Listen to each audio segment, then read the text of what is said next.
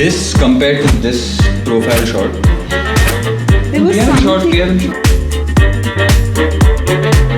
But this is the final frame.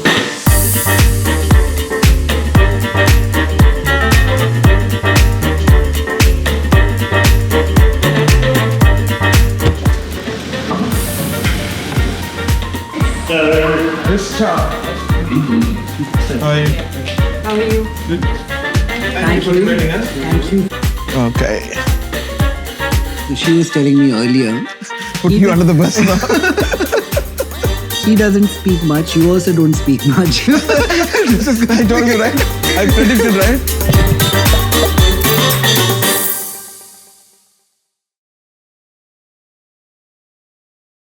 When you speak Tamil, I Yeah. can understand it because Oh. I'm also a South Indian. Oh, And I've grown up all my life in Bangalore, Bangalore. So Kannadiga.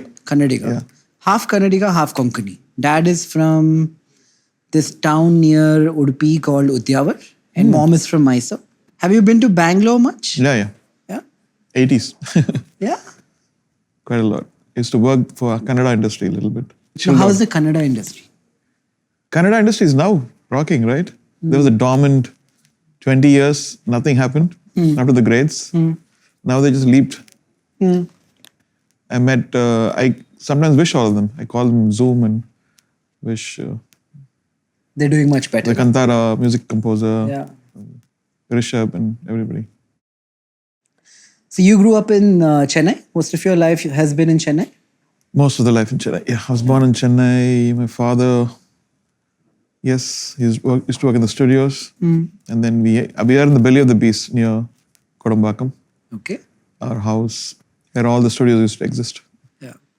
So maybe we start by making you a little bit awkward and getting you to speak about your life so far. Everybody knows you, and I'm a fan. I've heard so many of your songs from different eras, and I love them. I wish I could sing better, and then I would have, but I can't. My mother used to be a music teacher, Oh, classical Carnatic music. And they tried to teach us everything. So I went to classes for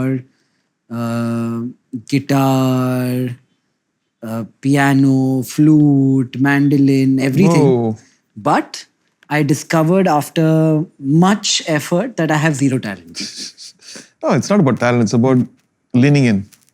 Yeah. Never give up. Tell us a bit about your childhood. It feels like or from what I've heard, you were very introverted. Yeah. And now you're more open to speaking because, as you have said, your ability to articulate has gone up significantly. What changed? I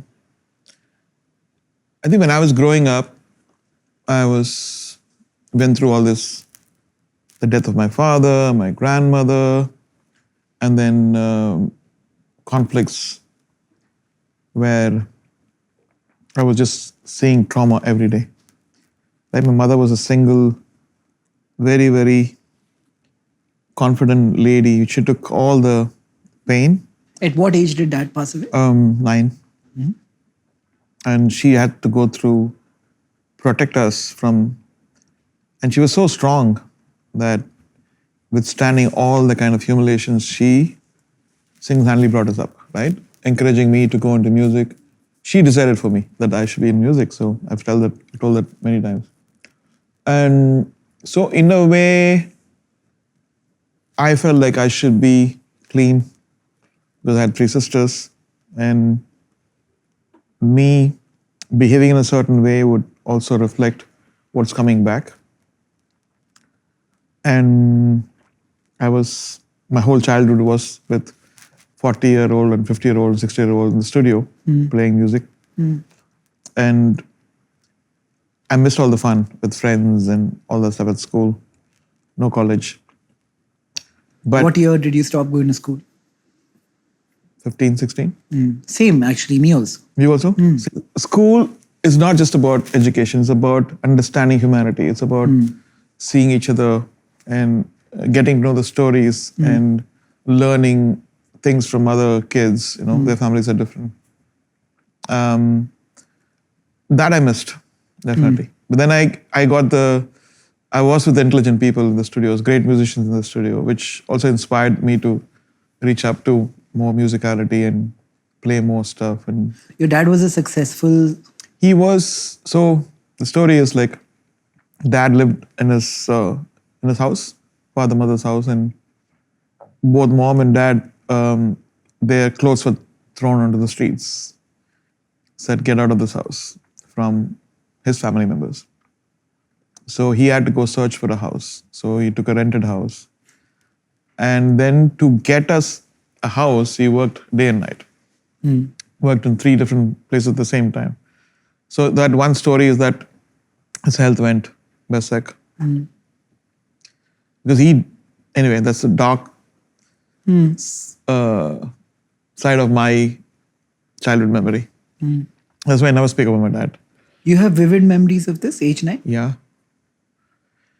Yeah, I think after that, to forget what the trauma took ages, right? And has that memory changed? Now it's changed. Because I think it was such an inspiration because every musician came from his troupe. Whether it's a guitarist, a violin player, or because he had given so much work to the musicians because he was working 3 different places and everybody used to adore him. Even if they're not talented, you sit in the last row, take some money and go. It'll be good for your family, good for your education. Even people like world-class players like El Subramaniam had kind words to say. He shared with me like a couple of years back. So even now, even today, that probably set the standard for me to where I should head as a human being, as a successor to him. And now my nephew, G.V. Prakash, is shining. He won the national award twice. He's a hero.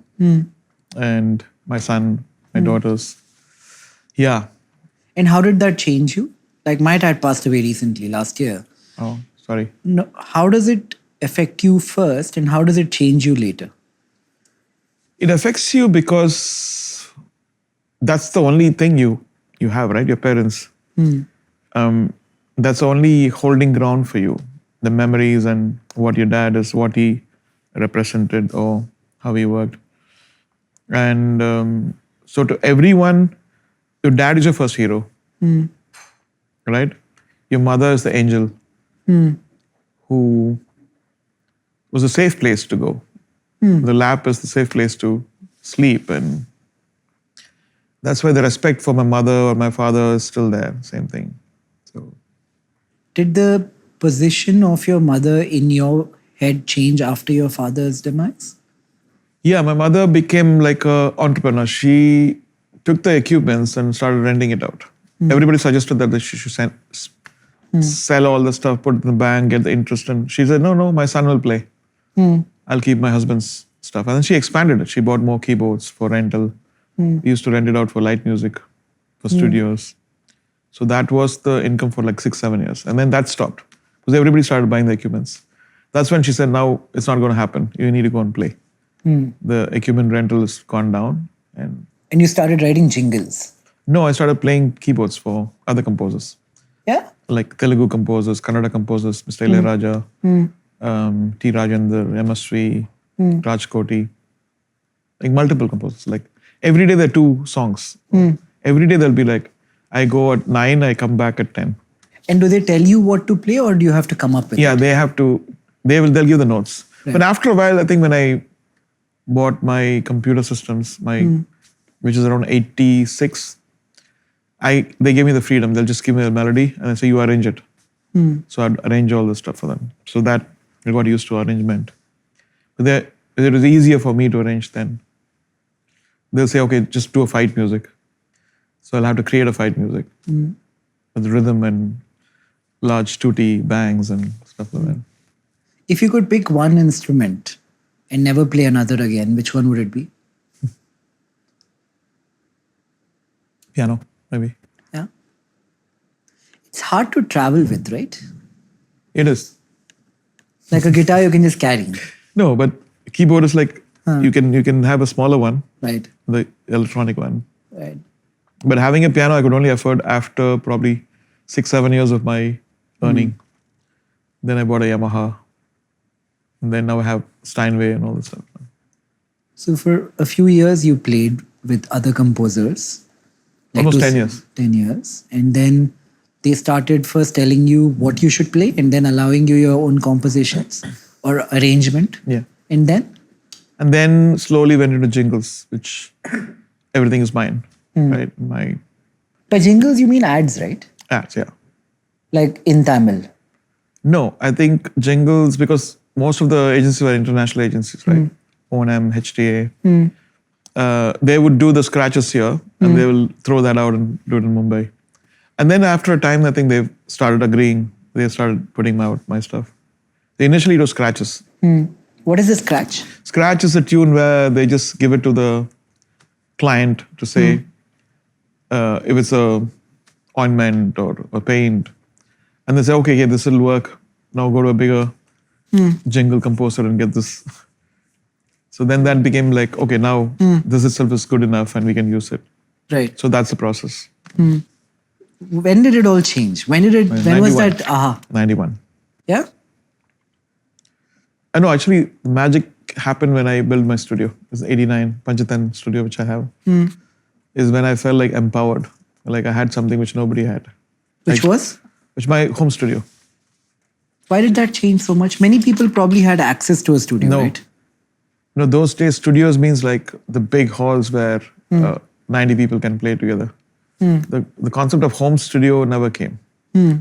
So when I built my home studio is when I realized like nobody will judge me whether I do good music or bad music. I can judge it myself and play the final product. Because in studios, whatever you play, 50 other people are watching you. If you're bringing equipment, they're all coming, oh, what is it? What is the new stuff? How many people are going to lose jobs? So I was the gizmo guy, right? I used to buy the computers and So if I want to become a musician in my life, or if people watching want to become a musician, what is that thing they have to do now? Like you got a studio, is there some equivalent for today? you just have to practice. You just have an intention to learn. You can learn anywhere now. That's What if all. I'm already learned? Like I'm not me because I have no knowledge, but somebody who is a learned, trained musician. You come to Chennai, come to my conservatory called K Music Conservatory and join there. Right. And there you will teach me how to compose music. Everything, any course, like piano, voice, and yeah. Okay, so you started a studio at home and then?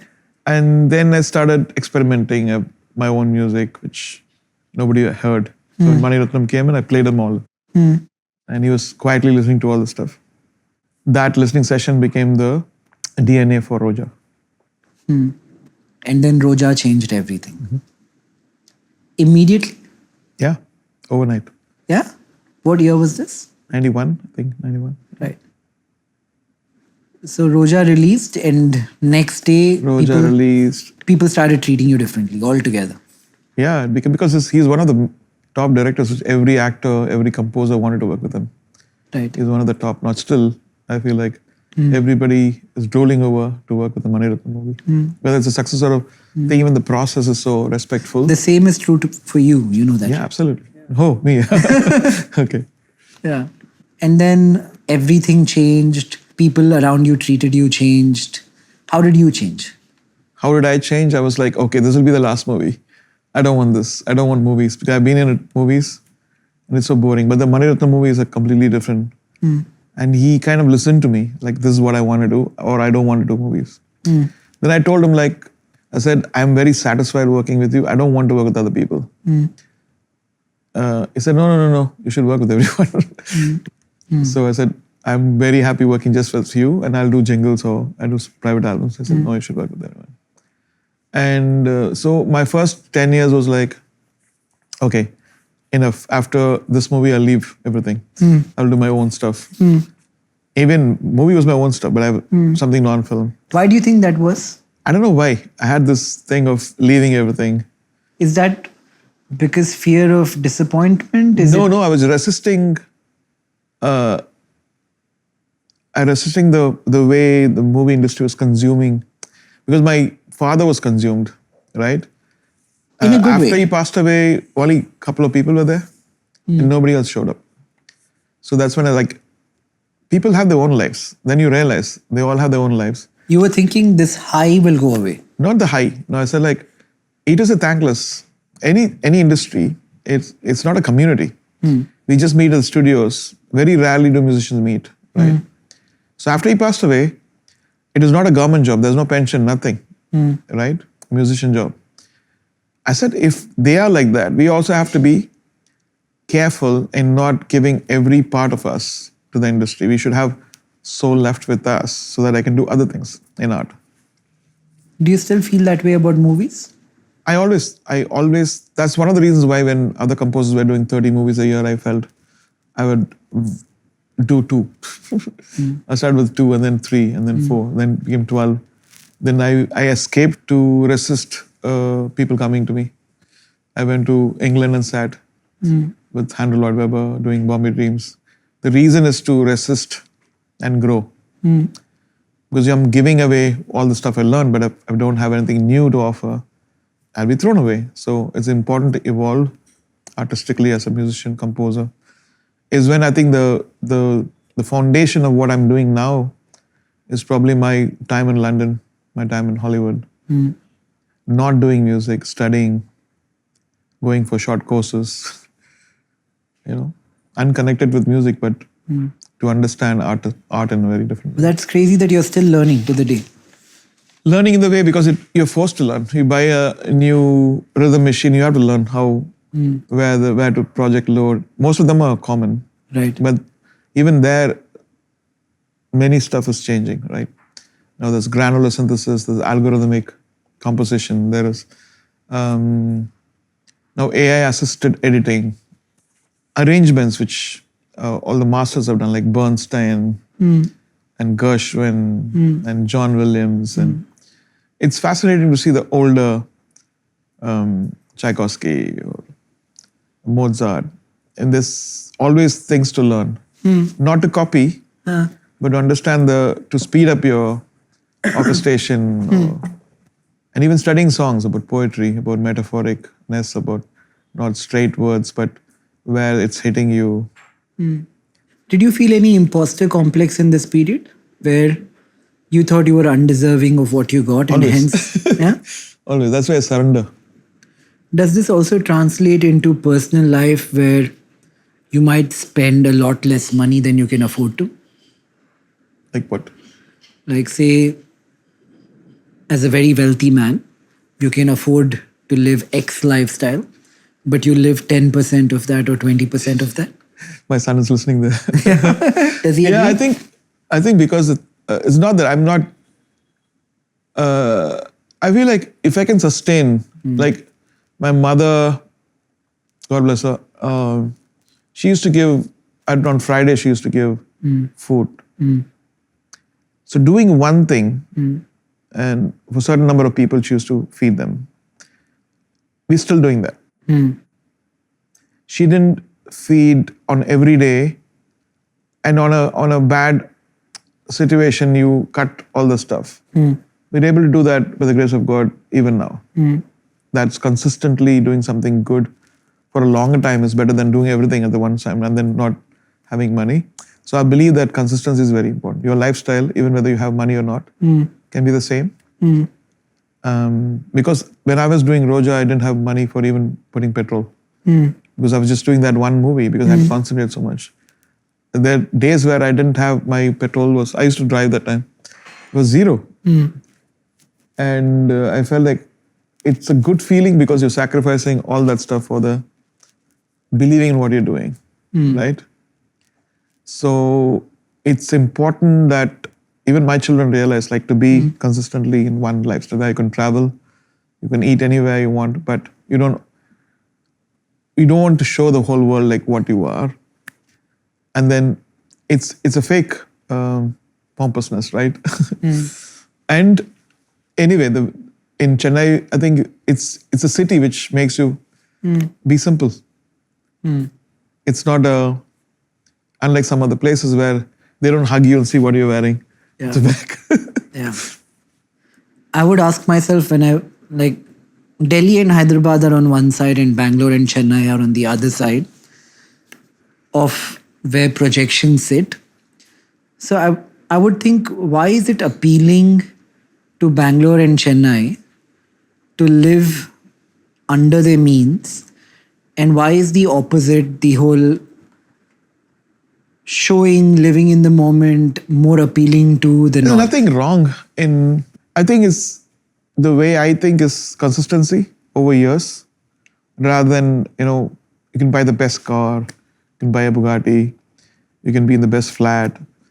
But then ultimately, where do you get the happiness? In the studio. So if you look at my studio, I have the most expensive piano, the most expensive mixer. But that's, again, helping me to serve better, right? So it's a little old school, but I believe that. When I thought about this, I was thinking about things like, okay, maybe North India saw so much war, so many people invaded. People did not live for as long, so they lived more in the moment. People in the South have largely been secure for a long period of time. Nobody's secure. Relatively. They have other tortures in life. Yeah. It is a double-edged sword. When we go out, it's important to present India in the best possible way.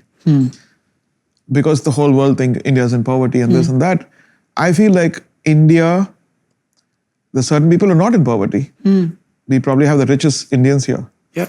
And it's important to represent the country with dignity, to dress up, to show that we are culture people. We have a great history in culture, in style and everything. It's very, very important. You don't want to show them that very simple when people are judging you, As an Indian, I feel like I want to be in the best representative, the best car outside. When I go and I'm in LA, I have Bentley. I lease a Bentley. So, at least I had that time. Right. At least. Right. So why a Bentley fan?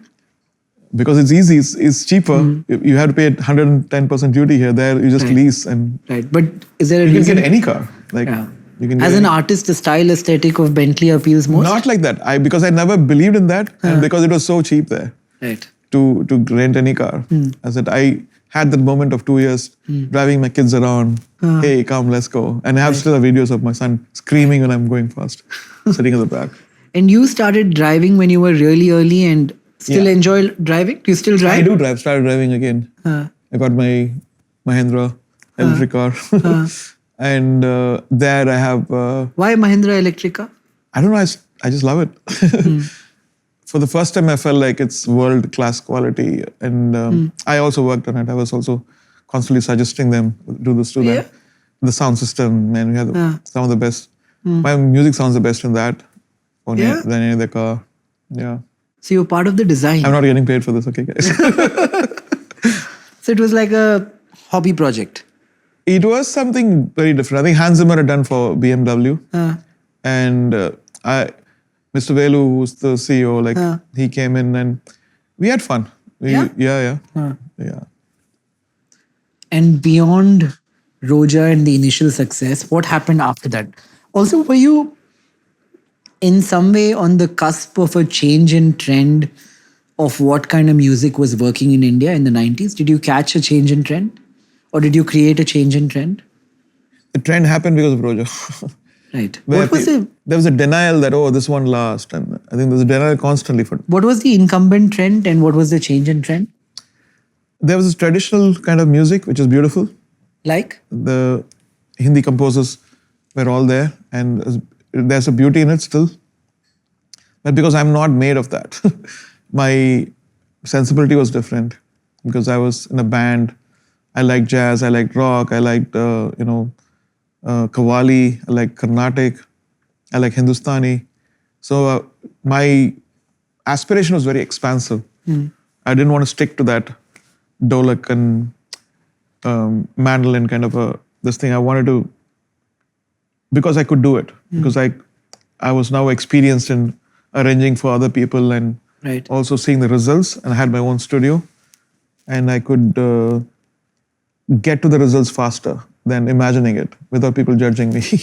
So you changed that trend into Roja kind of music, and how would you articulate that? What was Roja kind of music? Roja was so my intention was, when I met Mani Ratnamji, I said, when we are listening to Pink Floyd, Queen, John Williams, Vangelis, Beatles, Michael Jackson, they don't listen to us. Right. So what's the reason?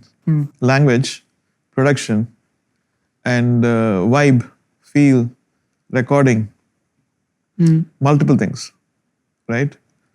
So I addressed all this stuff. I was studying all this stuff. I addressed all this stuff. I said, Tamil song, which we do here, should go. And if you look at my initial interviews, it says each Tamil song I do should go around the world. Right. And it was planned. I worked for it. That's why I did less work. And I had to. A lot of people thought, okay, this guy is like very adamant and snobbish. Not.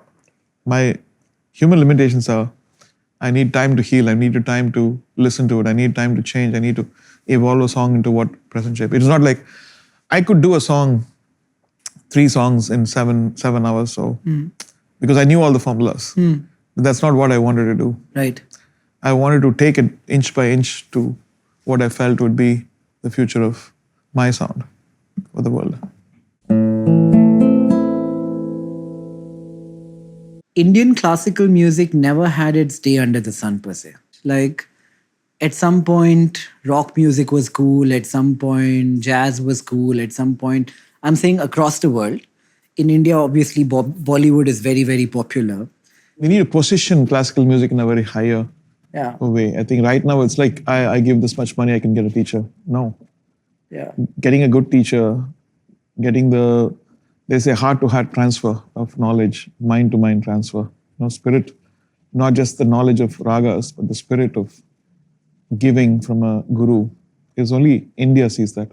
It comes in, the saints and the Sufis. It's not just knowledge. It's giving the prayer, and the soul actually wishes something, it manifests, right? The product has to be truthful. The product has to be sincere. When it's sincere, they grab it. Because if you look at all the voice talent shows, they pick the best compositions usually. They pick because it's tough to sing and it shows the prowess of the singer. That's very important. So even classical music, the way it's performed needs to change. It needs to be more immersive. And that's what we're doing. I have a band called Jala, and we're also floating an award called the Bharat Master Award to find the next Zakir Hussain, next Ravi Shankar. Of course, not Anushka Shankar is there already. For India, we need to find them and then nail them that these are the masters of India. Like recently, I did a song called Muttamarai in Thug Life. It's a very complicated song. They embraced it so much. Embraced it, and it became a talk of, for 3 months they were talking about the song.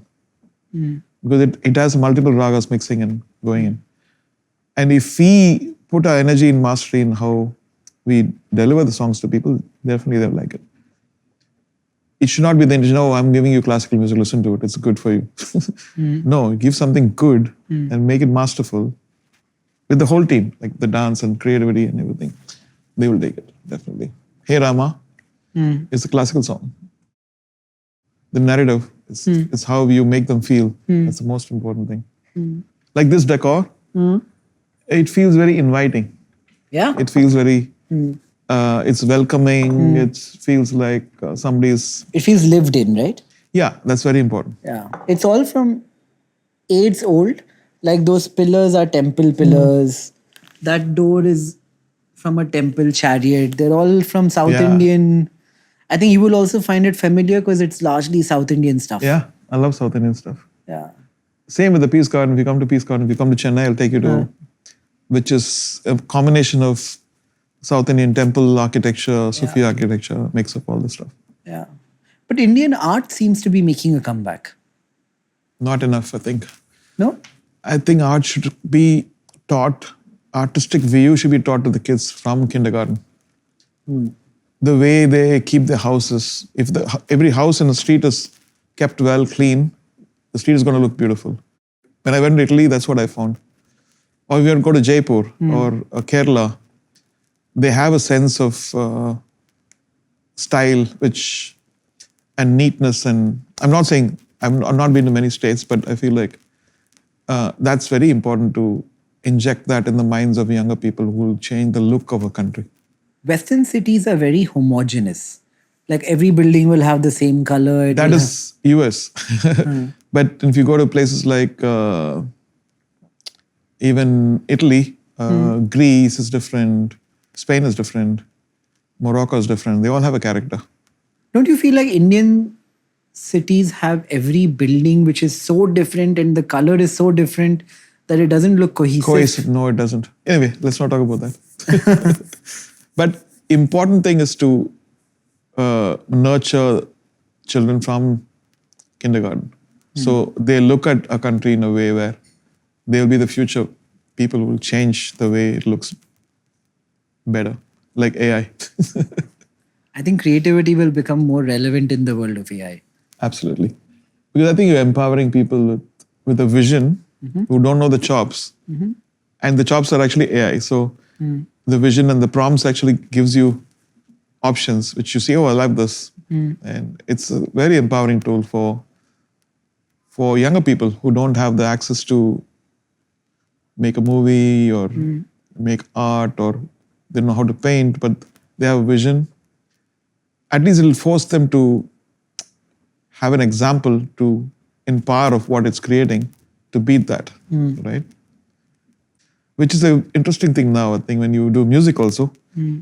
We are constantly thinking, now the songs which are coming out are very experimental. Like recently there's a song by Ray, R-A-Y-E, and it clearly shows that she's trying to beat AI. How is that? The way the construction of the song is different from what people would do, which what AI copies, right? It's learned from the past. So you have to be contrarian to whatever the predictive model is. absolutely, yeah. It forces us to think differently. Okay, now we got that. Okay, how about this? But can't tomorrow another AI just play the role And of humans a contrarian? have this evolutionary spirit, and we will do something else. We'll go back and do something which is completely wrong, which will be very cool. Does music have rules? Music, I feel, I go by nostalgia, I go by the good things of tradition, and sometimes I got bored with that and I break the tradition. So it's not one formula. It's like how a narrator, so like when I'm talking to you, if I talk anything boring, you won't look at me. I was like, oh, he's already told this. I'm going to look away. But I'm looking at you, I'm constantly evolving. I'm saying like, okay, let me tell you this stuff. Or let me tell you a new information which you not know. Then you are curious about it. Right. Music is like that. It's like a conversation where one is like, this tune is going like this and I need to surprise them with this one. Pull out the rhythm or change the key or change the rhythm, right? Change the raga. Or come with the same lyric in a different way. So it is an experience, right? That's how I used to think. I'm still thinking the same way. Do you think to be as successful as you have been, you need to catch a counter trend? What is the counter trend? Whenever the incumbent trend, like you said about old school music with dholak and mandolin and all of that. No, I love dholaks, but not offense. But that's not be the only thing. Right. You know, even now when I do a Qawwali track, I use dholak and tabla, and I use strings. Yeah. But to be able to recognize that people are tired of that, and I am the people. I need to see whether I like the song. And if I feel good, this feels really good, and they will love it. Sometimes it takes time for them to get it, and they get it, and then it stays there forever. And for all the aspiring musicians and songwriters and composers watching this, what do you think the next change in trend will be that they can get on early? I think all of them are so smart now. And because the exposure, they get to see everything on reels and social media. Every person is a makeup person, an actor, a cinematographer, a director.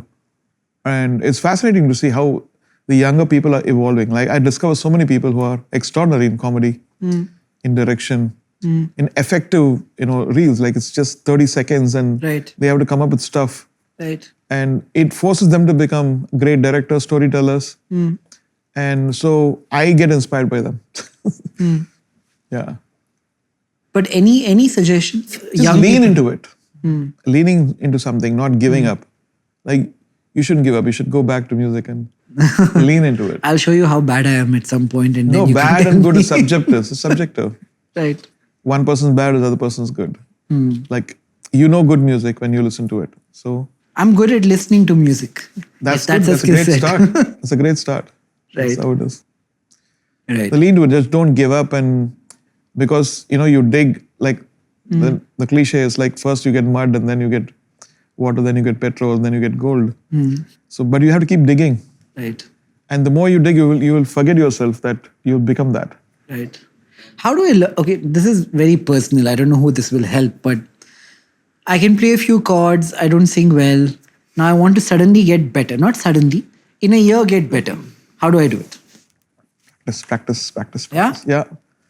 Don't wait for tomorrow to practice. Practice now. Once you go, after you eat, sit for 5 minutes, take your tampura, play. Yeah. Sing Saregama Padanesa. Yeah. Slowly. I've heard it all my life. I don't know why it flew.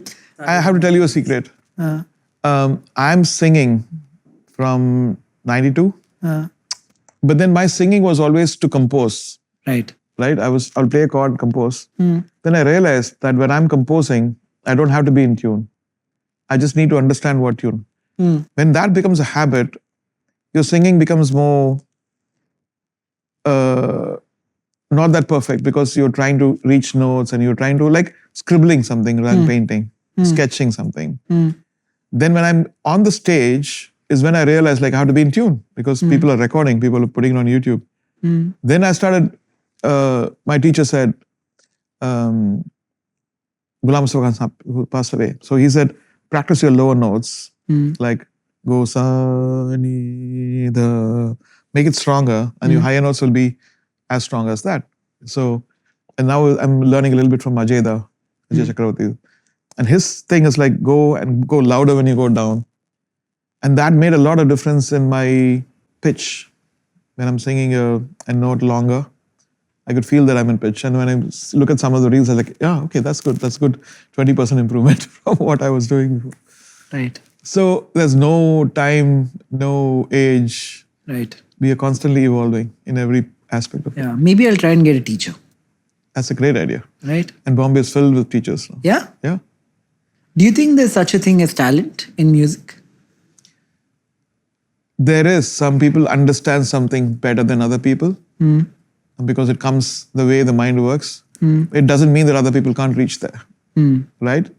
I have this theory about passion. Okay. I feel like all people are born the same and we all attempt different things. If I was 5 years old and I played cricket, and I played cricket better than the 20 classmates of mine, I would organically become passionate at cricket because I'm doing it better than the 20 kids around me. Do you think the same is true for music? No. When I was young, I felt I was very bad in music. Yeah? I had stalwarts like Mandolin Srinivas, who was a genius. He could play. He was younger than me. He was playing Kirtana. I said, I'm not as good as that. And I was seeing my teacher's son playing piano, who was younger than me. But I was forced to work anyway. So my needed talent was less because I had to play some sound effect or some simple melodies. And I met a teacher called Jacob John, who was my father's friend. He called me and said, you play very well. I said, no, I don't play very well. And he had this amazing technique. He would wantedly play with mistakes and he'll let you play. I say, you're playing better than me. So he had this incredible trick to make you feel better. And I hung out with him like 3-4 years. It was one of some of the best times I had. I must also say you look incredibly young for your age. Like skin is glowing and all that. My software is very, very latest, but hardware is becoming old. Any secrets? Secrets? Just don't think negative stuff. Don't worry about anything. Nobody cares. We're all going to die one day. So all this happened, okay? Yeah.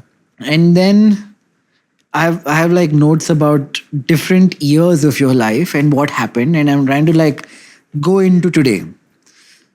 You did Andrew Lloyd Webber, Dil Se happened, Vande Mataram, India at 50, Maa Tujhe Salam, all of that happened.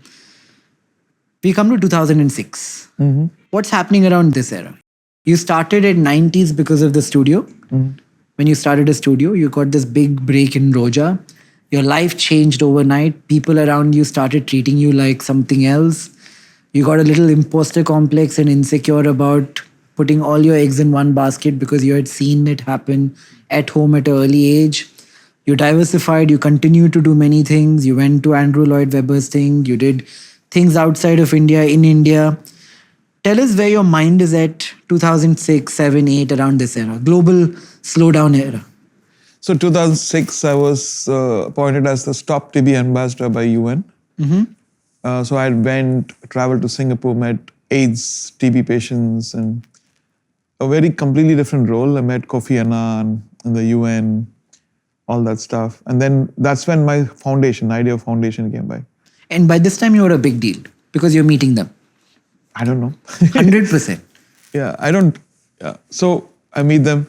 I come back with a vision of like, why don't we have a school? Like, all these musicians are my father's age now, and what if they pass and we don't have string players or trumpet players?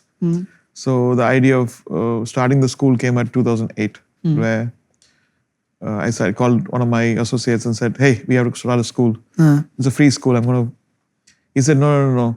Free school, nobody's going to respect. You have to get money and I'll take care of it. So I didn't know anything. So I called him and he took care of it. And then there's so many conflicts happening.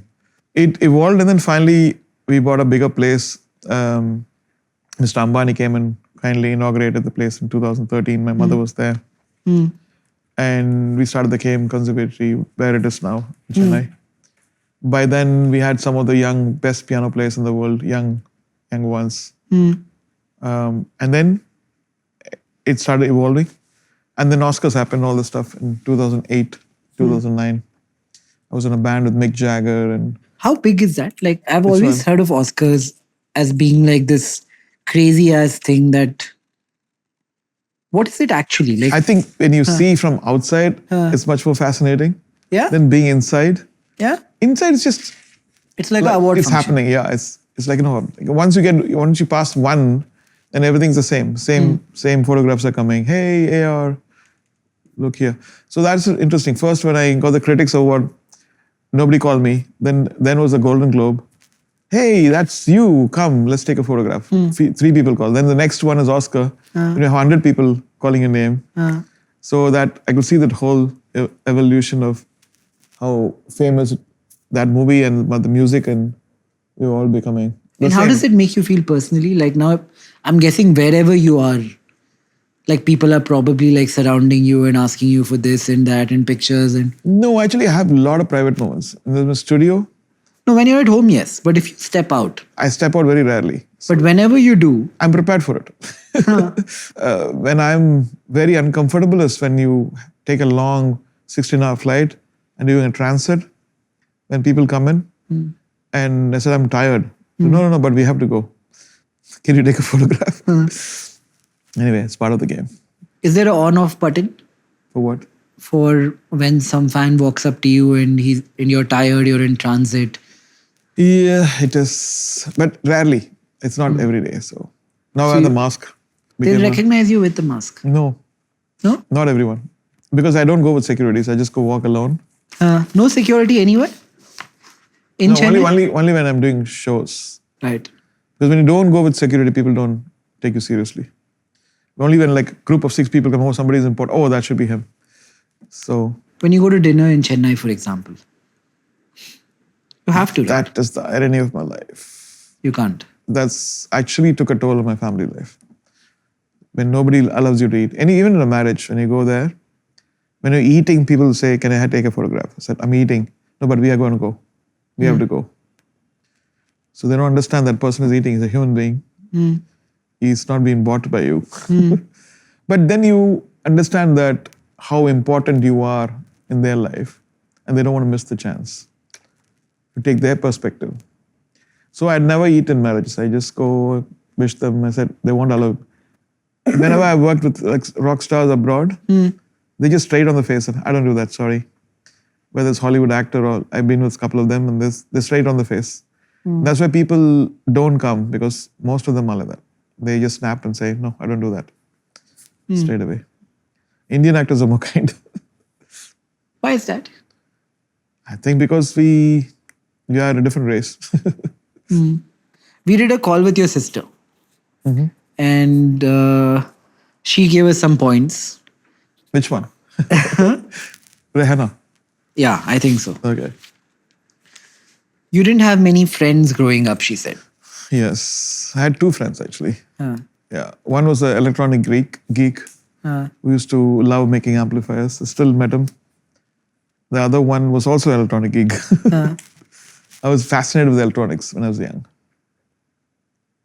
Is it the same even now? Is it tough to be friends for somebody in your position? There's no time. Outside of time? Just even to spend time with family, I have to make sure that I now pull them on to a dinner or something where not everybody's free. They all have their own lives now, right? Do you have friends? All the directors are my friends. Work people don't count. I don't ever treat like work. I treat like when I work with Anand Rai or Imtiaz or... People ask me this question and I say, who are your friends? I'll say lawyer, CA, all of that. It doesn't add up. It doesn't count. Friends. Then I should have a life where I go to a club or I go to a gym or something. Nothing? No hobbies? Sport, gym? No. Nothing? No. So I love what I'm doing. I love, because it's not just music now. Now it's meta humans and this AI and this virtual reality. And, I have younger people who are joining and doing amazing work. So they are my friends. I just eat with them, hang out with them. Each team is different. And and I sometimes DM people. If there's a good person with a farm, interesting plantation thing, I DM them, say, hey, I would like to meet you. Then, it's like random people. It's not just music. It is illustrators and cosplay artists sometimes. Anyone incredible you've run across like this by DMing them? By DM, I'm assuming social media. The most biggest surprise I got was Spike Lee DMing me. Hey, sir, how are you? Really? Yeah, I was doing COVID DM time. on what platform? On Instagram. You're active like that. You use it yourself? Yeah. Yeah? Yeah. Can I message you? Of course. Yeah? But I don't pick everything. I see sometimes people, I see some blue tick. Like, let's see, who's that? What would be interesting for me to send you on Instagram? That will make you be like, thanks, Nikhil, for sending me. I have this investor who's got $1 billion to invest in a company. I'll be immediately I'll answer. Yeah. And then you went to the US and met a bunch of AI people, right? Yeah, I do. Some of them are my friends. Okay. And they mentioned it. You went to Perplexity, you went to... Yeah. Who was the most interesting of them all? No, actually, it's very, very brief. Sri Ram and Aarti came to my house and we hung out there. And I met Srinivas in Perplexity. What did you make of him? Met He's also Sam from Altman. Chennai. What did you make of him? Yeah, he's very good. But he's my son's friend more than me. Yeah? Yeah, they hang out. And Sam Altman. What did you make of Sam?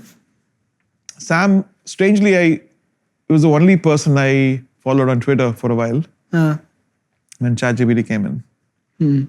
And he was looking at the secret mountain. He was fascinated, I think. Said, whatever help you guys need in technology, right? But I think this is not just, Secret Mountain is about fashion, merchandise, music, wisdom, entertainment. Quite a lot of big package and pretty exhausting if we don't have a big team. So that's one of the reasons why we are waiting for the big leap we're just preparing all the groundwork on that one. When you hang out with those AI guys, I've ended up spending a reasonable amount of time with all of them. In fact, I have to go... My first comment with any AI person is, don't make people lose jobs.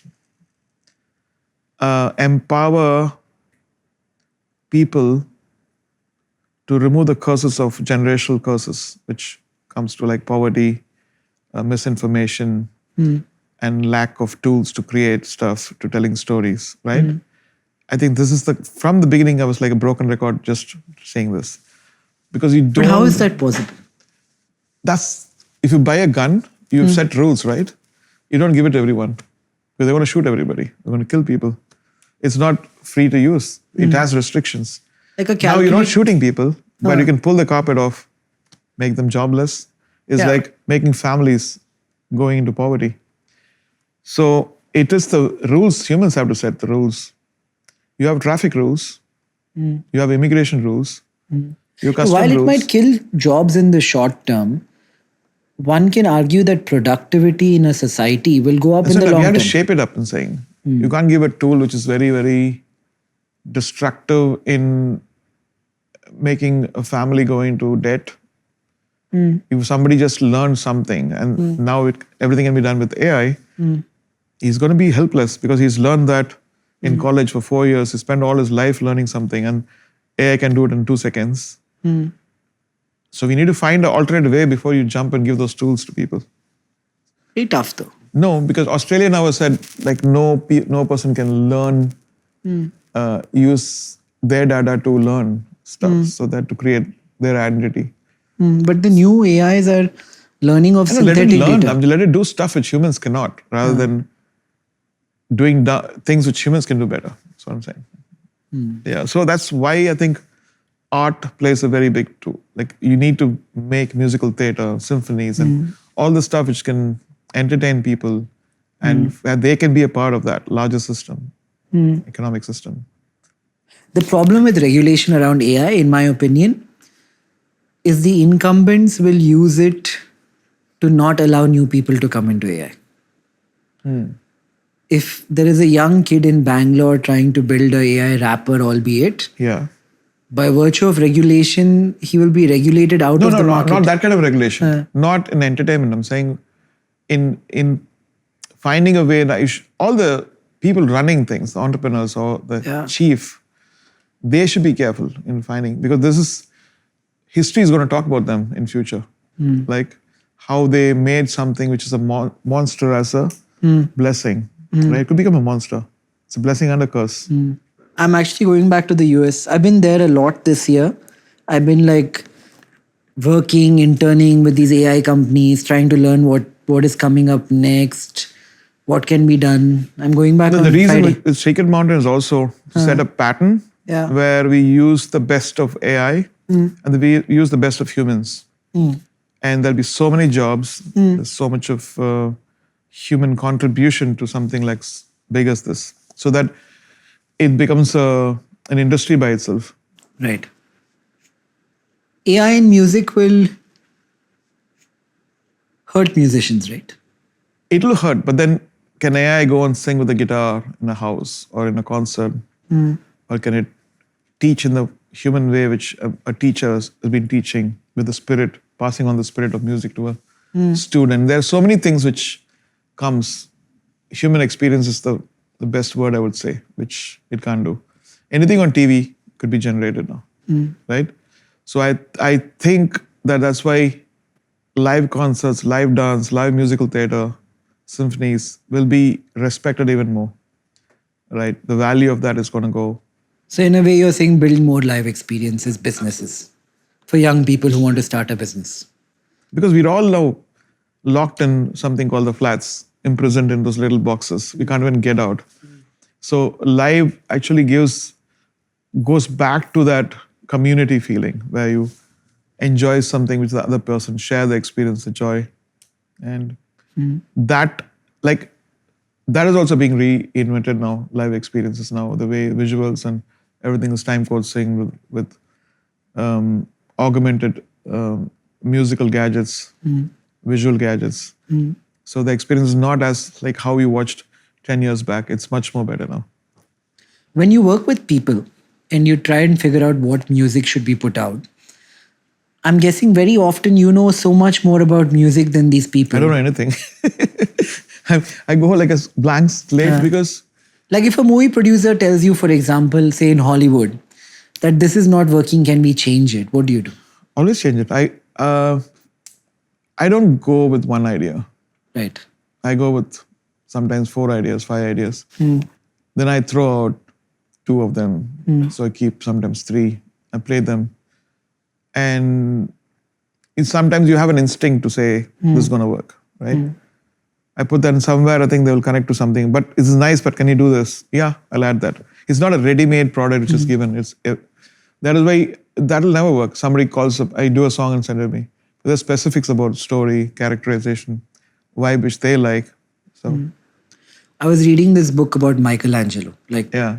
artist extraordinaire, all time, whatever. And he was like, once while he was sculpting David, a politician came to him and said, the nose is too big. So what he did next is he was on a scaffolding, he threw some dust down and he said he changed the nose, but actually he didn't do anything. Okay. Exactly. It's just a lot of that. Yeah. It happens. See, now it's correct and you don't know anything. It's just their ego. Yeah. See, I made it better. Yeah. Sometimes. I was in Delhi a couple of days ago and I was at a friend's house and I tried the new Meta glasses. Okay. It's coming? It's coming, yeah. Which have so on the right side, they have a display and you have to wear a band. Yeah. And then you click like this and you scroll like this. For the first time, it's starting to feel like it could be the form factor. Yeah. Do you have a bet on what could be the form factor of tomorrow? How you interact with AI?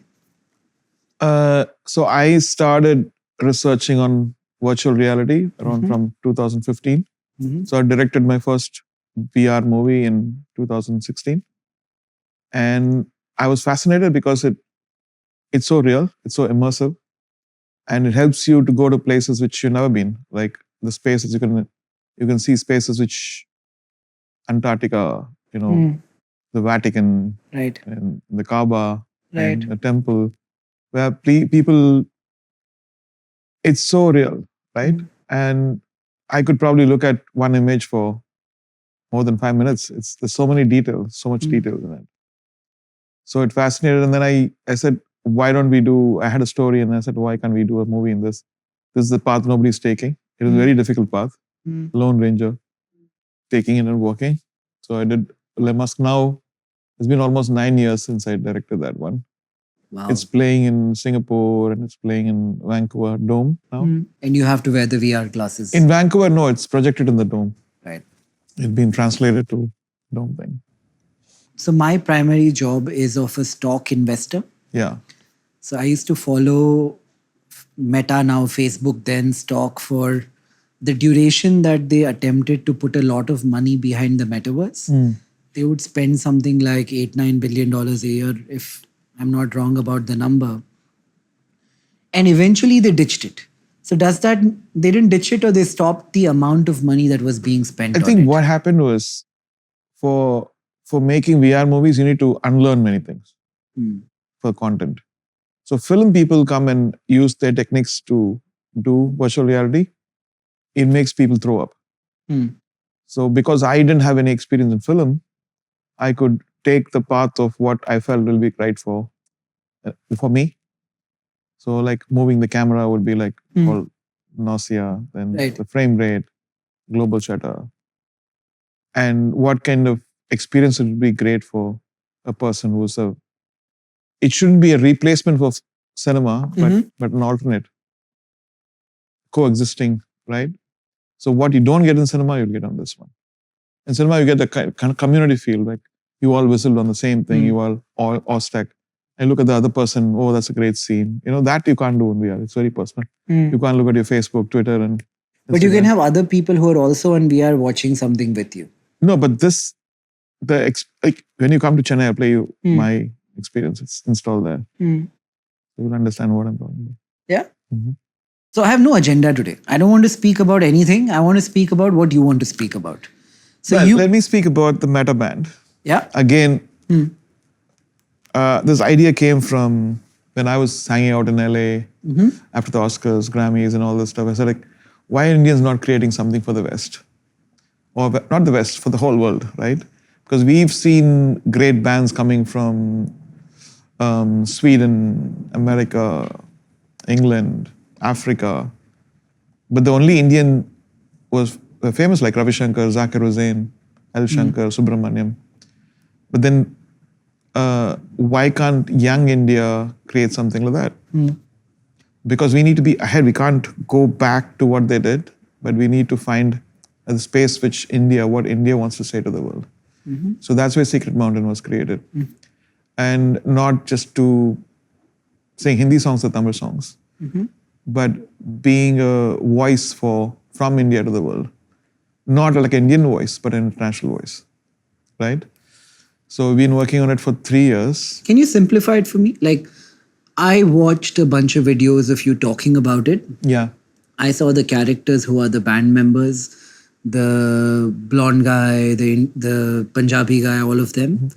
And they all said that my proficiency is in A and B. Yeah. And we are a band. Yeah. But what does that mean really? It talks about each community, where they're coming from, like Africa, North India, South India, Ireland. She was the prettiest, the African. Yes. Yeah. We made sure that we gave her the full respect. Especially Africa, Ireland, India, China. They have millions of stories to tell. But there's no conduit for that. But now, if they're virtual, they're now mentors for each character. So we go into like, this is what we want to say. Is it okay politically? This is the kind of lyrics which are going to come. And the lyricists, I'm composing all the stuff, but then we have partners like people like Ed Sheeran. They promised to write songs for this. He was hearing a couple of songs. I love this. I want to do something. So these are virtual characters. Virtual characters. You are the mentor for, say, one virtual character amongst all of them. I'm mentor for the whole band. For the whole band. All of my digital children. Right. And they will create songs? They won't create songs. So they're human people. Like in a movie, a James Bond movie comes in. James Bond is a character. People keep changing, but James Bond is constant. Superman is constant. Spider-Man is constant. So these people will be constant? Exactly. They'll be constant. The voices might change because they're all live voices, right? Live musicians. Live musicians are going to play with it. So it's not AI created content, AI composition or anything. It's all live. Only the face of that. Right. They won't have flesh and blood, but what's going to appear on TV or in a show will be real because of the technology, hologram and why would this be better than, say, if Ed Sheeran is writing a song for one of those characters, him singing it himself and having his face on it? Because this is a multicultural band. They stand for the whole world. Yeah. There is no band like this. Either you see a K-pop band who are all Koreans, an English band, they're all English. And very rarely you see this kind of eclectic, diverse band coming together. Right? And me being not in just one genre of stuff, in film music has taught me to be expansive. Right? So I felt like taking the burden on myself to see how much I can go dwell in it, making it pop. I'm not able to picture it. Do you think an audience will... I mean, the same premise, I guess, in a way applies to movies where... You look at... did you see the ABBA Voyager? Yeah. You saw that? The hologram, right? Yeah. So this is probably a diverse version and maybe 7th generation of that. Right. That was created 7 years back, right? This is today's technology. Was that kind of playing on memory because everybody kind of... Yeah, but then being a songwriter, and I just tested all the songs. When I was testing all the songs, I was trying to see whether they like the music or not. So all kinds of nationalities, like people from America, England, Ukraine. And it tested very well. At least 3 to 4 songs tested like, I like this. They didn't mention the same song. Right. They mentioned 4 different songs. So I felt like, okay, we're on a good track. And end case, what will be happening with this? They will be performing. They could also perform in 3 different places too at the same time. Omnipotent. Because they're virtual, right? They could be performing in England, in India, in Dubai all the same time. Right. Different teams can come in. Right. And they could become a series. They could become a movie. Have you seen NFTs? Yes. This kind of like... it started like that. It started like in a way when Hedara came to... It started like, can we do a, crypto NFT kind of thing? I said like, we need a bigger idea. Right. The bigger idea is this. And let other stuff source come from here. Right. Because even if that goes off like a fad, this will stay. The music will stay. the vision of this band stays and what they're going to say.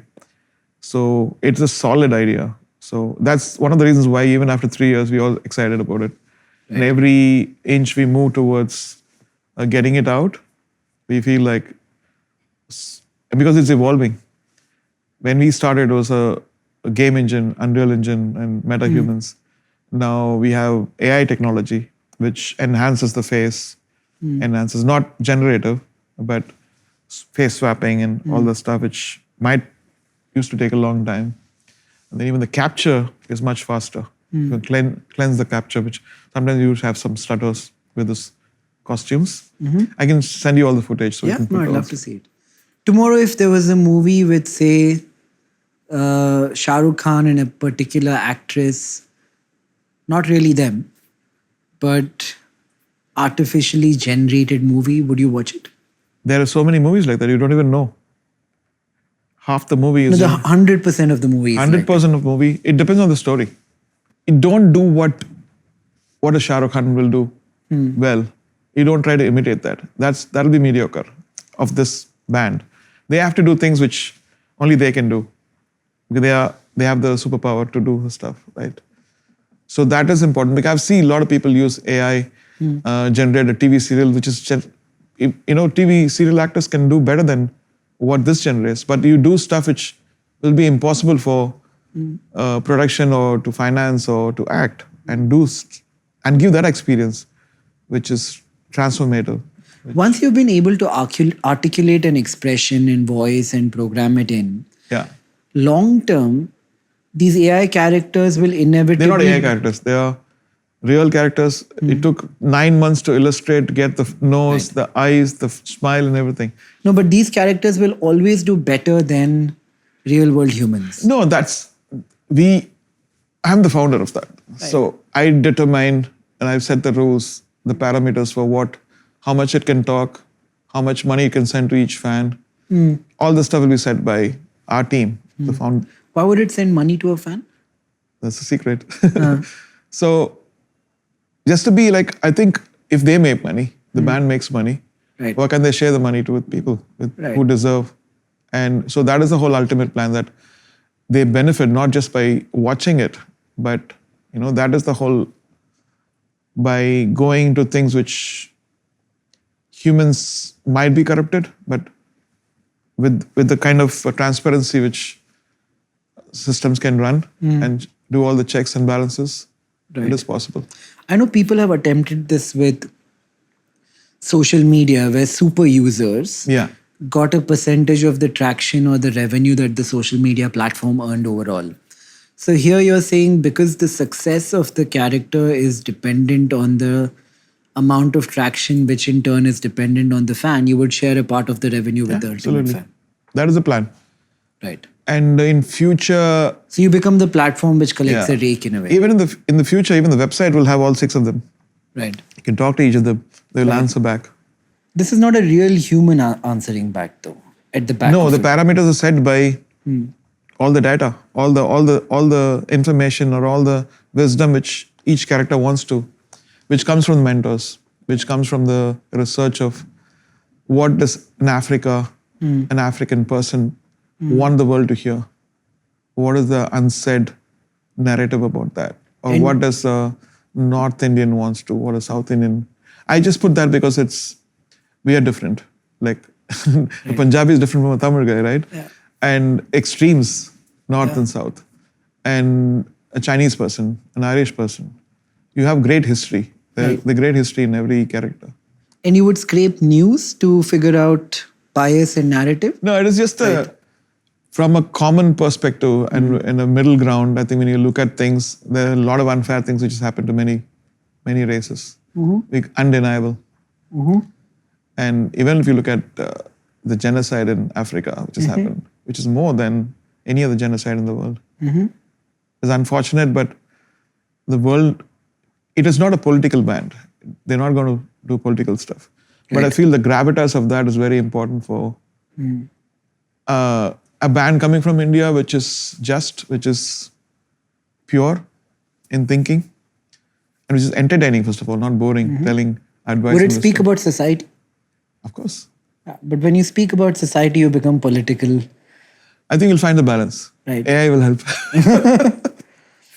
There's this interesting debate happening in the US now where if I'm the New York Times, I'm the editor of the New York Times.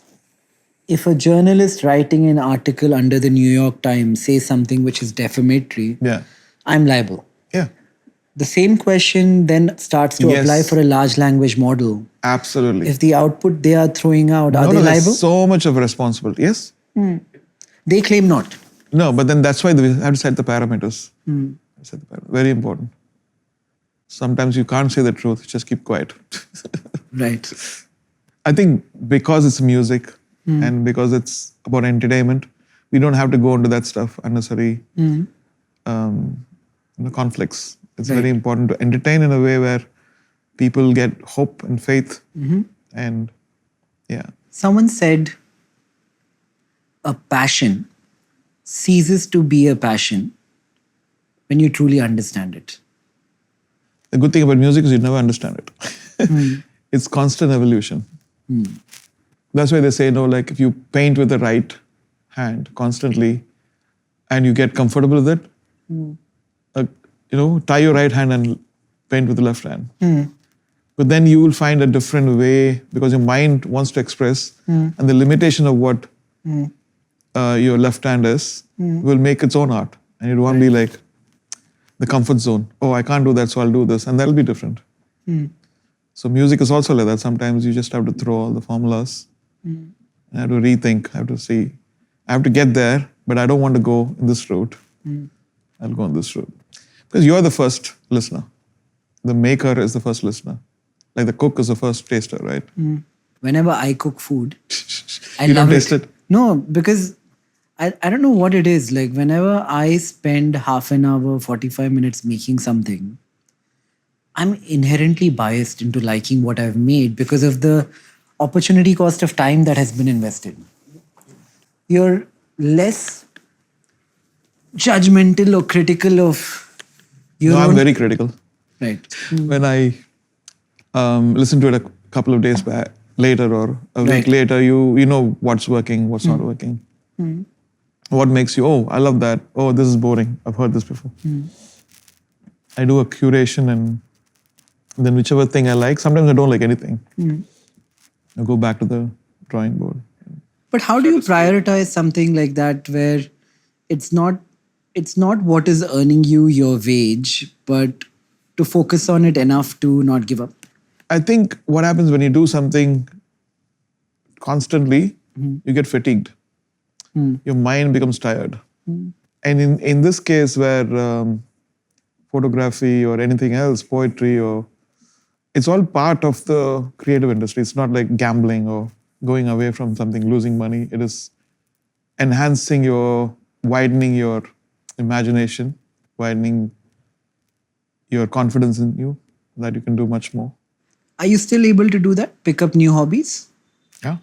Yeah. Yeah, something which doesn't involve a display, because all my life I've been sitting in front of a display. So that's one of the reasons I don't play video games, no PlayStation or Xbox and all that stuff, because I don't want to sit in front of and I wanted to try something organic. So might go into farming a little bit more. Are you farming now? Yeah, we have a mom's plot, the trust plot. So Near the house? it's 1 hour from Chennai. That's where her samadhi is also there. Okay, this is on the work side.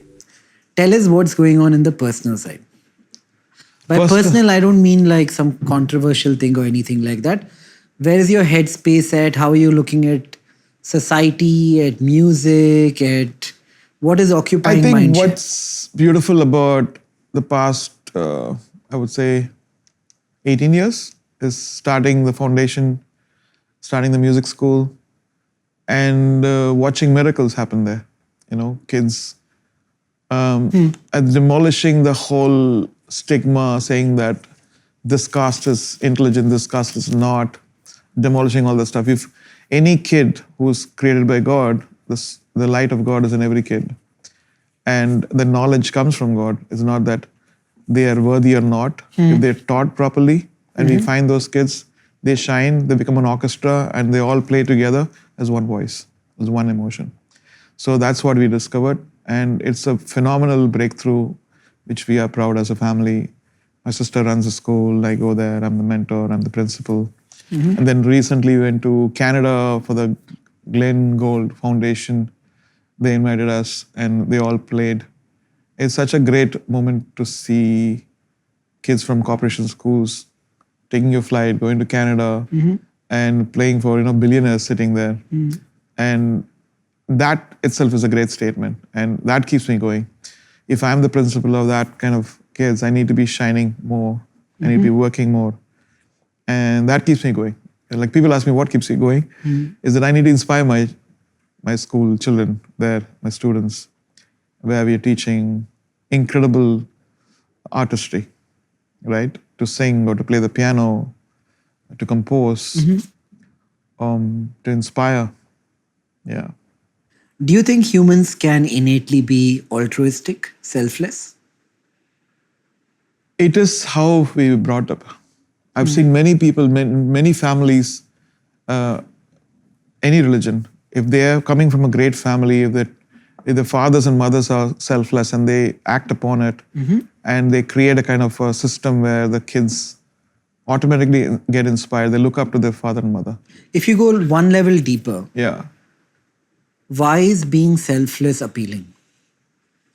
I think it is hardwired. Like if you look at every spiritual teaching in the world is to serve. Only when you serve, somebody served and built you this house. Somebody served and built the road. And they might be dead, but their soul is there in every, and somebody built a school. Did they do it with the intent of service, or did they do it with the intent of individual gain that they were chasing? Of course, everybody needs to run the family. But when you think about, you can see the sweat, you can see and everybody wants their work to shine. Right. When they want the work to excel, that means it to serve. Excellence, not mediocrity, right? There's a sincerity is very important. The sincerity is what makes them tick, get them another job. If I'm not sincere in my music, they're going to throw me out from a movie, right? I think you're way beyond that. No, I'm just saying. I mean, anybody can be thrown. Anybody can cease to exist. It is, because if I'm not sincere to that thing, I'm not sincere to myself. I won't be able to sleep if I let a mix pass by or a song which could be better and I didn't work enough for that. That will be the biggest punishment or self-torture for me. For at least 3 to 4 months, I should have done that better, I should have done. So I never give that chance for my mind to torture me. Even at the cost of getting a bad name from the producer, right? So I'll share a secret. I was going through some, I would not say bad time, but I would say I was feeling vulnerable because of some issue, being blamed for something that I didn't have anything to do with. And I was sitting and thinking about all these things. When I have been altruistic, is it because the projection of altruism has appeal? Because in the society so if I go back in time, when I think about it, all men are competing with each other at some level. The hunter-gatherer, the biggest hunter got more validation and importance in the society that he was in. So everybody wanted to be the biggest hunter at that time.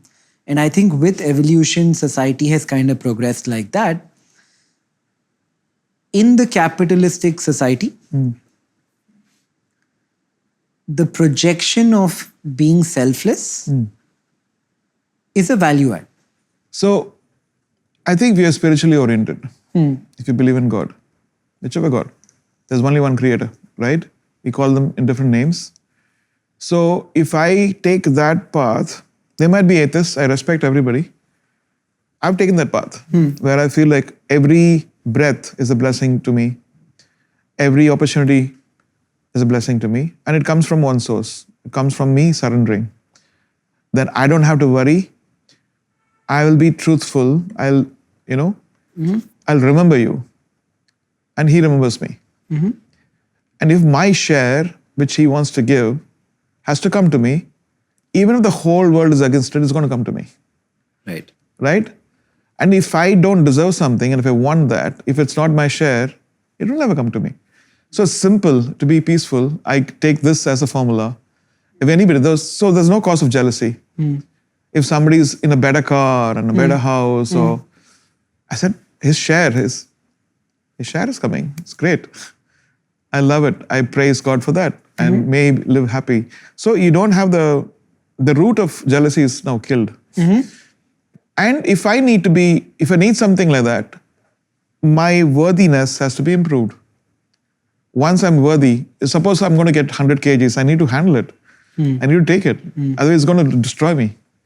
I've seen many people be given something which is very valuable and that has destroyed their whole lives because they're not able to take that much. So each one gets what they share by becoming worthy of it. Become the vessel, empty vessel, which can, and become cleaner, and then you'll get all that gift. I think this over years, you realize that one. Oh, I didn't get that project. I'm not famous in this area. So you become worthy, you'll get. So do you feel like that? You are probably one of the proudest sons of our country ever. No, I'm just saying, like, sometimes we're human, right?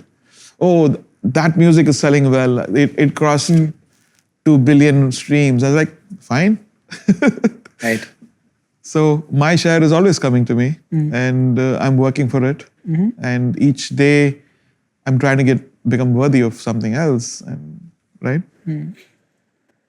I know you follow Islam and mostly Sufism. Because Sufism.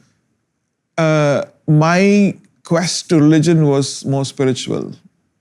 Because I'm a fan of all the religions, right? Right. I've studied Christianity and Hinduism and Islam. I think every religion has something beautiful about it. But I also keep trying to figure out the intricacies of what makes one religion different from another and why one works depending on the era that it lives in. My problem is killing people in the name of religion. I agree. Or harming 100%. people or abusing people in the name of religion. It's not cool for me. Like, I feel like it is a tool to discover greater things and you have to go, which is the core of humanity, right? And that's one of the reasons why I love music. I love to entertain. I think when I perform, I feel like it's a shrine. We're all enjoying the fruits of, oneness in a stadium where you don't even know. Some people believe, some people don't believe. And they come from different nationalities, different languages, but one sound and one happiness and one ecstasy, which is beautiful. That's what the Wonderment Tour is about, which I'm doing. Can you tell me more about Sufism? I'm very interested. Sufism is... Somebody gave me 2 books to read about this. Okay, the simple thing is to discover yourself. How do you discover yourself? Because you have screens. Your true self is screened. And to remove those screens, you have to perish. So when you perish, you become a part of the light. You're saying when you are alive, perish, take out ego in a way. Yeah. So it's like dying before dying, it says, right? What is death? The death of lust, the death of greed, the death of jealousy, the death of judgmental. Bit like Buddhism?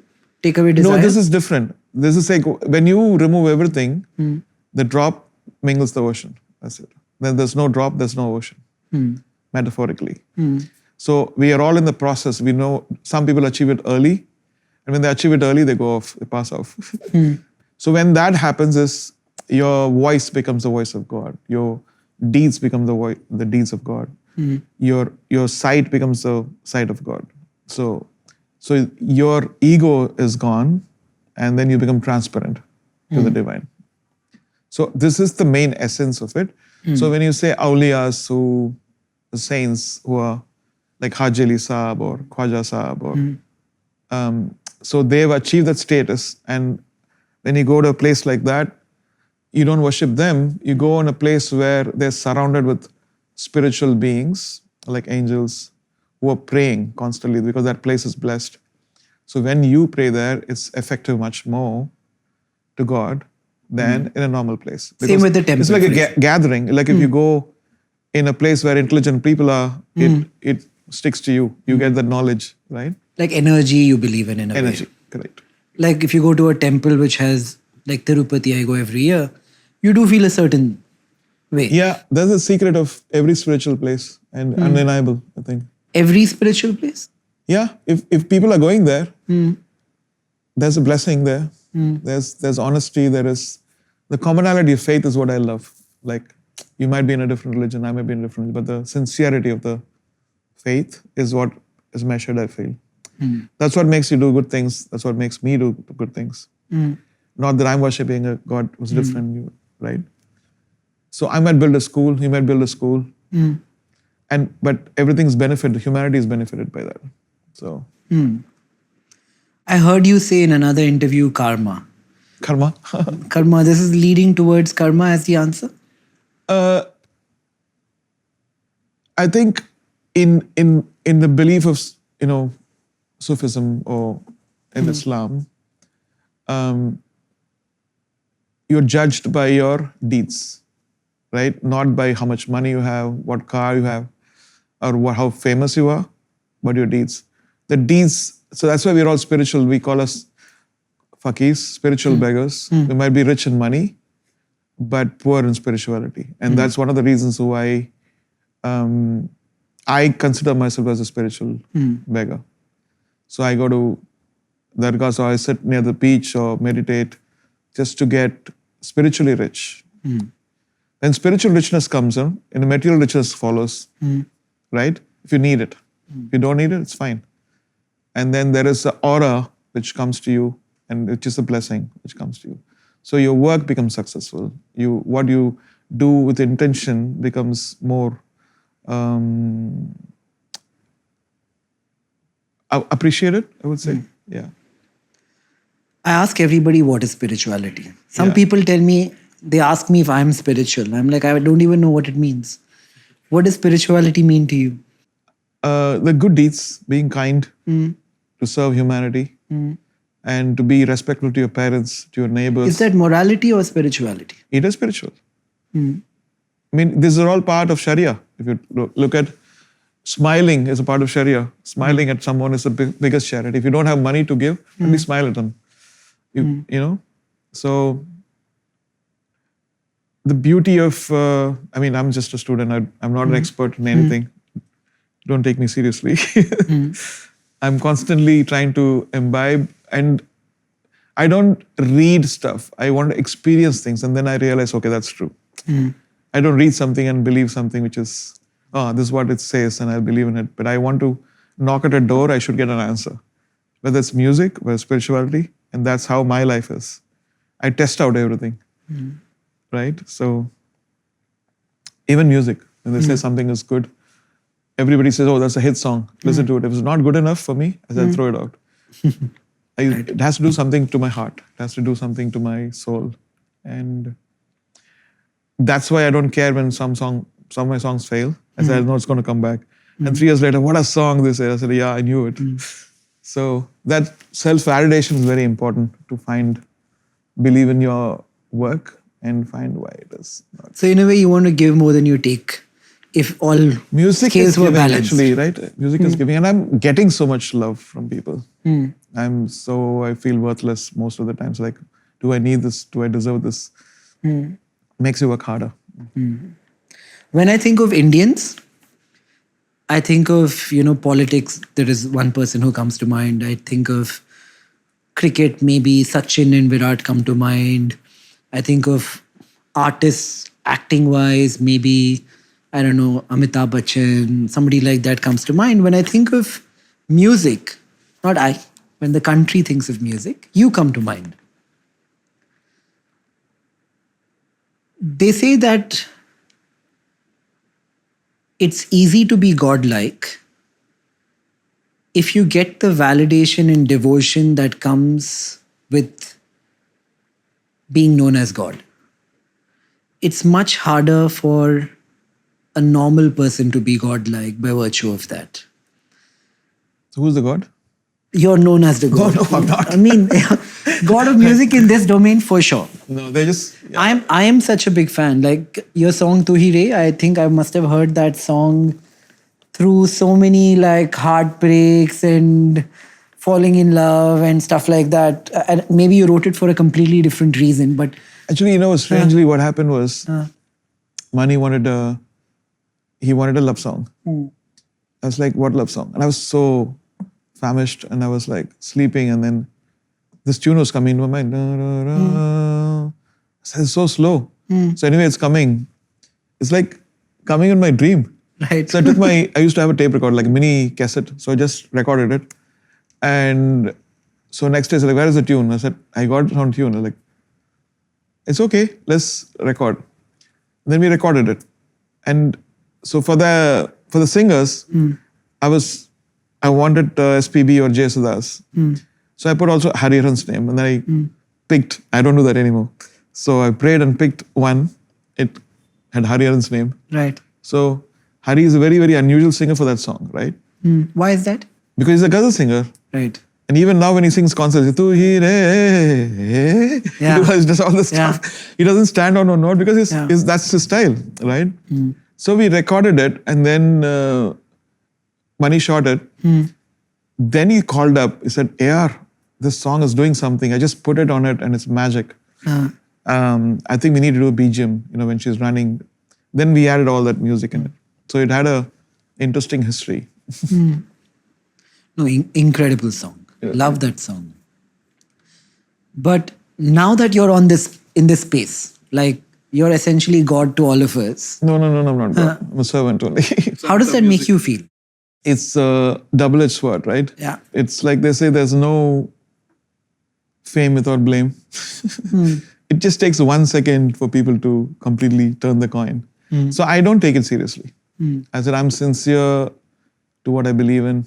And even if I shout at people, I say, sorry guys. I'm human, right? Sometimes the pressure, I shout at people, might be. You don't look like somebody who can shout at people. Come to my studio. Yeah? Not always. Yeah, you seem like you have a very calm... I'm calm most of the time, but for me, my work sincerity is, it demands a lot of, if something is not happening, then I'm failing myself and failing the client. When was the last time you shouted at somebody and for what? Yesterday. Really? No, just because it's a very demanding work. Right. Suppose we're having 77 tracks and then you want the strings to be loud or even, EQing a strings or... I need speed. Musicians are passionate, right? You don't want somebody to take like 30 minutes to get something which I think would just take 1 minute. Is that what irritates you? Something taking longer than it should? No, I'm just saying is my voice will be a little louder. The dynamics will be forte, not pianissimo. Like musical language, they say. Anyway. What are you looking forward to at this point? What are you scared of and what are you looking forward to? Scared of? Yeah. All the scary things have already happened in my life. Yeah? My father's death, my grandmother's death, my mother's death. And I'm looking forward... And does it affect you in that order? It did, right? It made me like completely numb. It made me Zen mode. It made me believe that everybody's going to die. So it kind of... catching on to something and loving something deeply is a unfortunately... Anti-spirituality. It's not anti-spirituality. As a loving, the true love is the love for God. I feel like every other love is tested. And when you say God, you in a way are saying universe. The creator. The creator. So, and I think we can learn from everything, from the plant, from the sea, from the mountain, from the sky, from a bird, from a microorganism. Is that where your music is most inspired by nature? Absolutely. Also mathematically... The enormity of, and the complexity of every creature, every creation, and in the galaxy, we're just not even a dot, right? And the multiple galaxies, and it makes you humble. How small you are, how the micro and macro, they say, right? Do you also look at that technically? Like in my world of trading, we have Fibonacci sequences, the golden ratio of what. and try to find that in music or create music No, with I that? just go by instinct. I go by what would be interesting and what would be a good combination of things. And What are you most looking forward to? I'm looking forward to the success of Secret Mountain, if it deserves, and because we are putting all our hard work and we want to create something extraordinary from India to the world. And because we put 3 years of a life in it, you want to make this the most significant entity from India to the world.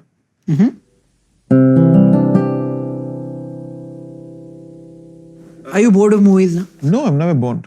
Because, if a Western artist has to do an album, they have to think about it. I'm getting help from the script, from the director, from the screenwriter, from the lyricist. My part is just music, right? So each album is different because the different combination of different consciousness comes together. And we create with the intention of creating something great.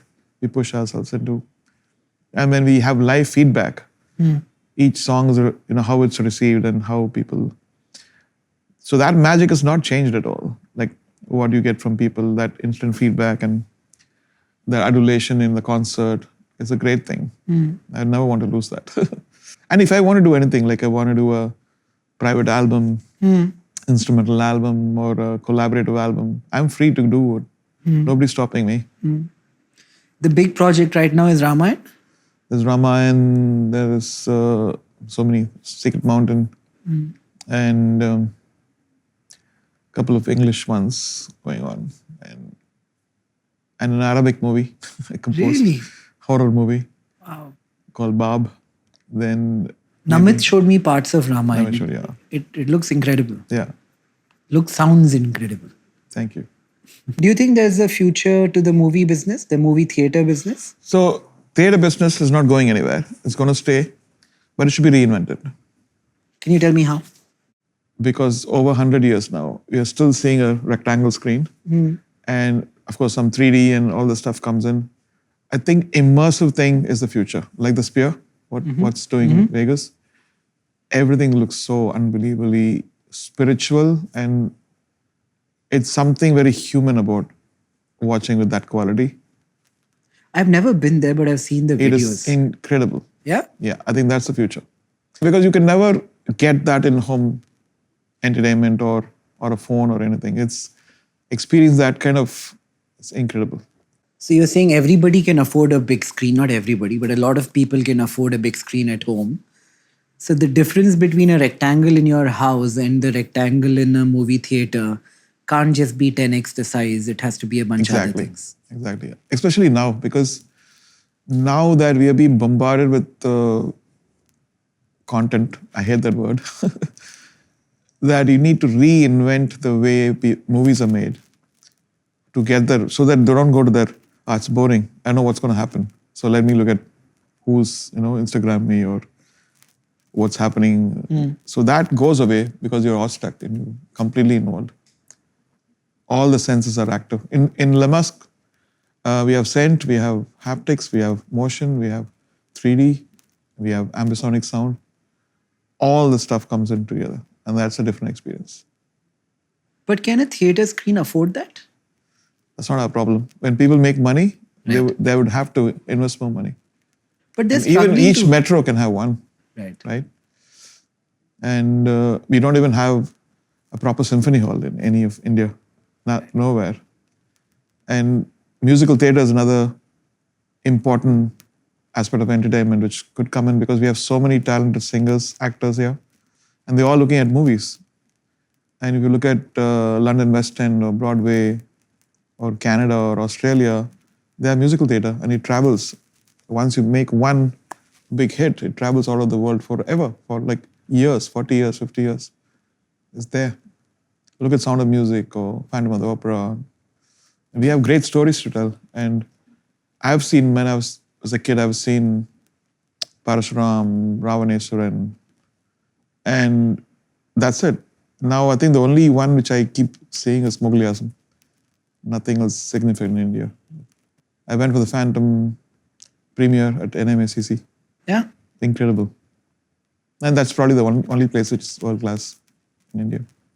Is it a chicken and egg problem because the discretionary spending power of Indian audience is limited to a certain number? Can you just think about an airport? Oh, the airport is very costly. Let's go on trains. We can't. It's a necessity for people. They have a right to have proper infrastructure. It's very important. There should be enough places which brings hope, Right. pride, entertainment. If you don't deliver that, they take a flight, they go to Germany, watch Hans Zimmer and Phantom of the Opera in London, and they come and, oh, that's so great. Like, what about the person who can't afford that? Why? They don't deserve that? They also deserve to see, you are influencing minds which can become the next Einstein or Ramanujam or, Steve Jobs. This is the way you should inspire them, they don't need to see that only in America or England. Our country is now prosperous enough to. It's important to be in a chorus to say that we need this. This is for future India, for our youth, for our children to experience all this stuff. If you were to give some advice, so our audience I'm not good at advice. Our audience is largely wannabe entrepreneurs, young from India, who want to know what business to start, what company, what startup. In the live event space, like there's Book My Show, there's District, there's a couple of concert organizers. If you could advise our audience to start a business in live, it's growing the fastest in terms of rate of growth versus other form of entertainment. What could somebody start? Simple thing. Is finding the void. I find void in art, artistic stuff, fashion. Fashion is definitely coming, like it's much better now. But even furniture, like this furniture you have here, you can't buy it.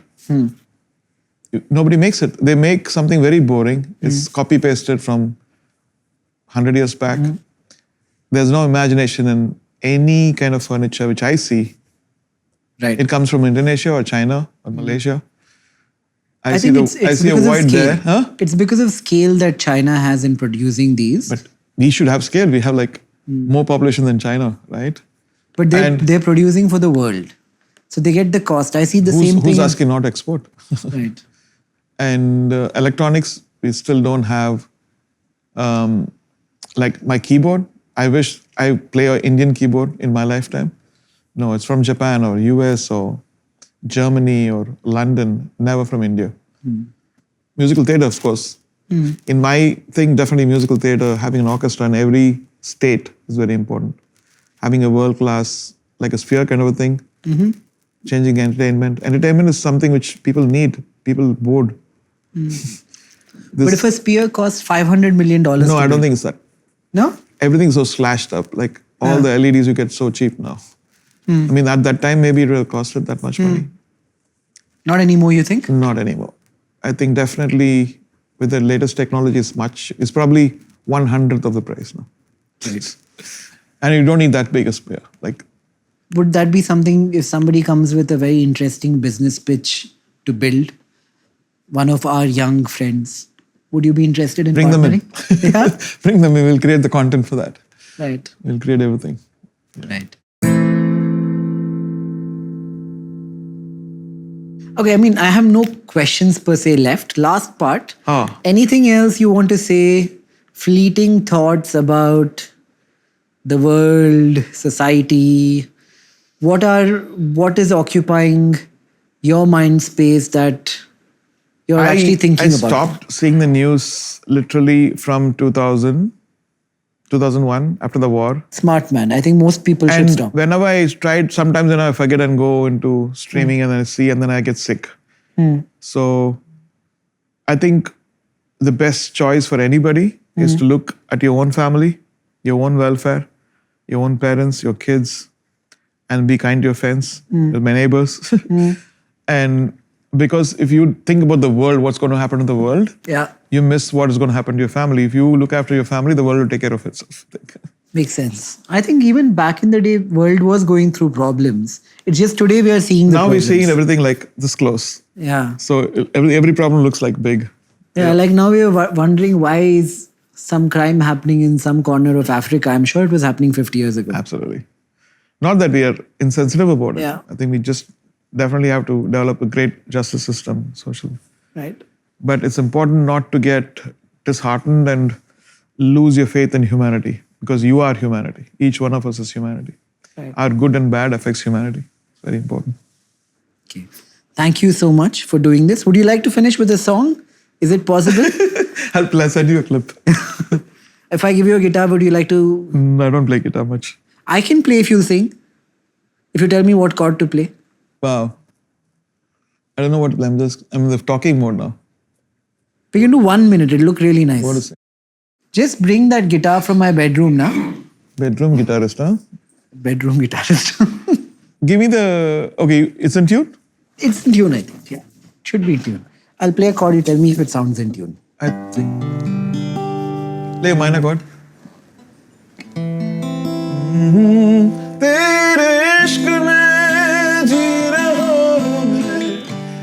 No, what chord is that? A minor. And go to E major. So A minor, E major. Okay. Okay? Ready. So go A minor. No, go on just A minor, and then I'll say change.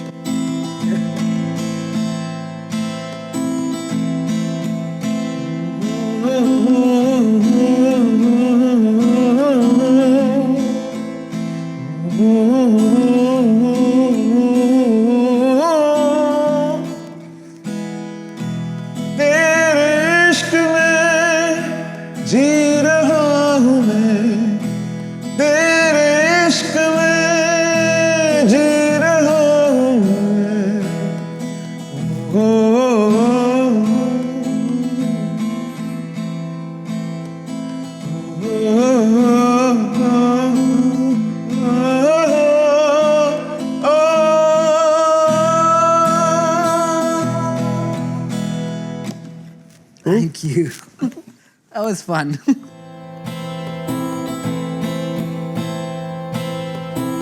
I'd love to come one day and sit in your studio when you're making a song.